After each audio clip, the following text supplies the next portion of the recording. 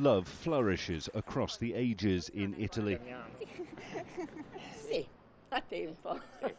But the population is getting older far more quickly than it's able to reproduce. Paolo and Rita have found each other in old age, meeting in a social club. For Silvia and Cristiano, starting life together is fraught with new challenges. For our parents, it was easier to find work, and the work was better paid, so they could start to plan life earlier and they had more options.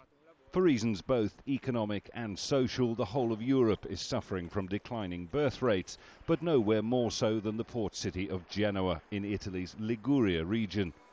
Here, the population is dying at twice the rate of babies being born.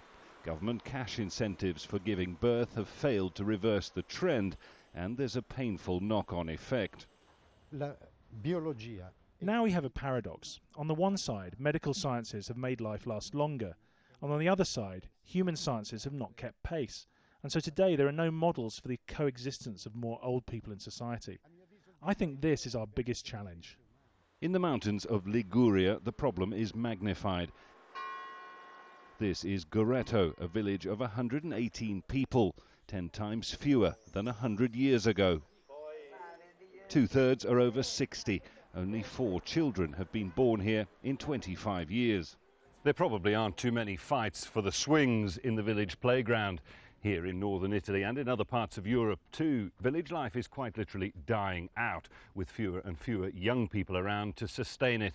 But more than that, villages like Goreto offer a bleak snapshot of a future in which young people struggle to start families and ageing populations become the norm.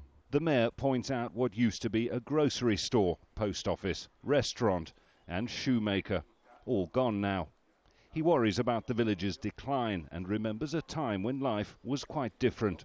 In this square after school, it was always full of children, big and small, playing football and games. It was such a lively place.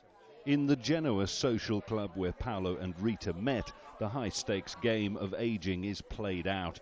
As people live longer, the pension pot is under pressure and government healthcare is straining to cope. It wasn't good when we were alone. I wasn't good. Now we're fine. We're really perfect.